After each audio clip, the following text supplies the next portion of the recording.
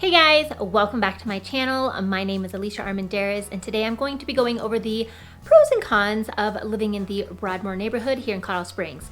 There are not that many, but there are just some that come to mind that you may want to be aware of when thinking of moving to the Broadmoor or living in the Broadmoor neighborhood. So if you have any questions over anything that I mentioned here today, please feel free to reach out to me. I am a licensed broker here in the state of Colorado and would love to help you with any of your real estate needs or just answer more questions about living here in town or about the Broadmoor neighborhood itself. So if you haven't already though, please hit that subscribe button so you get notified when I make new videos each week.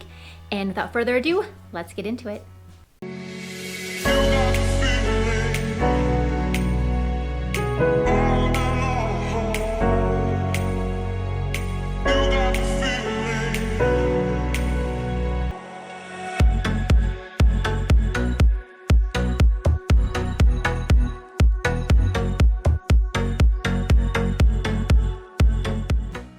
So something to know right off the bat, the Broadmoor neighborhood sits at 6,230 feet above sea level.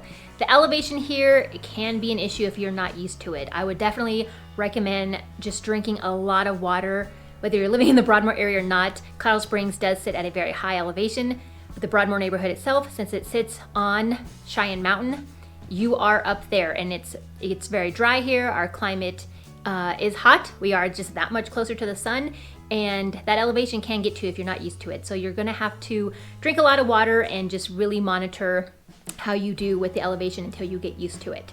So that could be a good or bad thing. Some people have no problem with the elevation. They like being up high. Some not so much. It's gonna take them a while to get used to, but it just varies from person to person.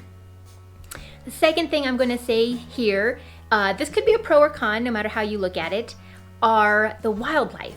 Since we are on the side of Cheyenne Mountain, we have a lot of wildlife that you're gonna see roaming around the neighborhood and in your yard.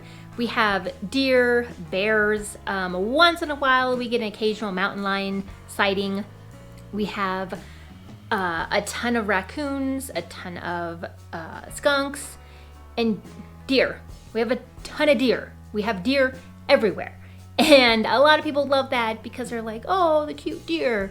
Me, I actually live in the Broadmoor myself, and I kind of get annoyed with the deer. They eat all my landscaping, they eat my bushes, they eat my flowers.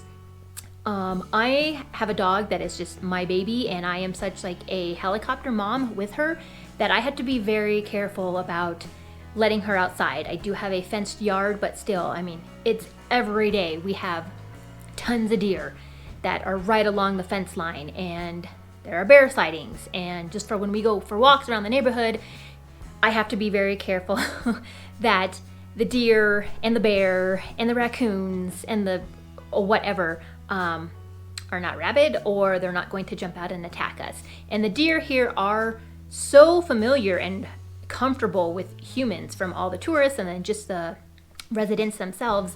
They don't really run away from you, almost never. Even when my dog, I have a small miniature Australian Shepherd, when she barks, they don't really go anywhere. They seem very intrigued with her, and I don't know if that's because they want to play or if they want to kind of like pounce on her.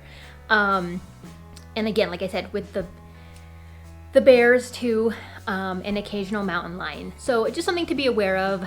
This area does have a ton of trails, a ton of trailheads, and just even walking through the neighborhood itself, even if you're on the sidewalk, you're going to come across a lot of wildlife, and that can be cute and cool in the beginning until, like I said, they start eating your landscaping and harassing your dogs. So just something to be aware of. Another thing you should be aware of when living in the Broadmoor neighborhood, again, it could be a pro or con, no matter how you see it, you are up on the mountain. So when it snows, we do have the HOAs that plow the roads, but you're still gonna need, I'm gonna say, all-wheel drive car at least. My current car is only rear wheel, and I have trouble getting around the windy roads. I have trouble getting kind of down out of the community to get to the shopping centers, to get to the main drag, which is Nevada and also Highway 115. You're definitely gonna need some traction on your car. If you don't have all-wheel drive or four-wheel drive, I definitely recommend putting chains on your tires, just because of a lot of lots here. They are big, and they, like I said, they sit on the side of the mountain, and a lot of the driveways are very, very steep to even just get to your home. So something to be aware of in the wintertime. Getting around the neighborhood itself can be tricky, depending on the roads, if they've been plowed or not. And last thing that I'm going to mention today that I feel could be a pro or a con is the majority of the Broadmoor neighborhoods are not gated. There is one neighborhood that it's actually across the street from the Cheyenne Mountain Zoo, and they are gated. That's why I feel that they actually have the gate, but the rest of the Broadmoor is not gated.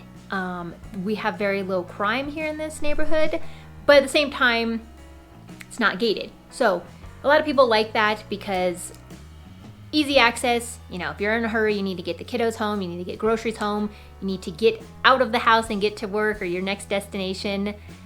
It's cool. There's no gate. It's very open, and it kind of still gives that sense of I live in the mountains. Not on a mountain in town, but I actually like live in the Colorado mountains. Still gives that feel, but for the amount of luxury homes and custom homes and the majority of the homes being over $1 million, $2 million, I am surprised that we don't have more gated communities here in the Broadmoor. Like I said, there is that one, but I believe that's probably just because it's right across the street from the Cheyenne Mountain Zoo, and that is a very, very popular zoo here in town and just tourist attraction in general. So something to be aware of. If you have any more questions over anything that I mentioned, or just questions about the real estate here in Colorado Springs in general, please feel free to reach out to me. And again, if you haven't, please hit that subscribe button and hit that bell to get notified when I make new videos every week, so people like you can find information like this. And until next time, I hope you guys have a good one.